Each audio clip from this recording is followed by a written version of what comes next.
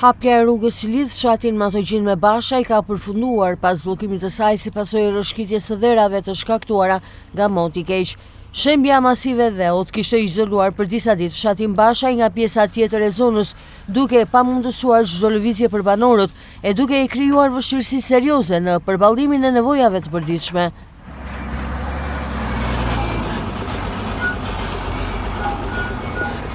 Prej më shumë se 2 javësh, forcat gjenjere të ushtrisë ishin të angazhuara në teren, duke punuar intensivisht për pastrimin e rrugës, si dhe hapjen e një aksi alternativ me qëllim rikthimin e qarkullimit dhe lidhjen e zonës me pjesën tjetër të territorit.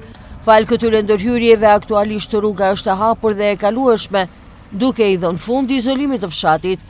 Megjithatë, punimet nuk kanë përfunduar ende plotësisht. Gjatë kësaj jave pritet të mbërinë dhe të montohet edhe një urë metalike pranë një përrojë, e cila do ta bëjë aksin edhe më të sigurt dhe plotësisht funksional për banorët e zonës, veçanërisht në rastin e rreshjeve të dendura të shiut apo përkeqësimit të kushteve atmosferike.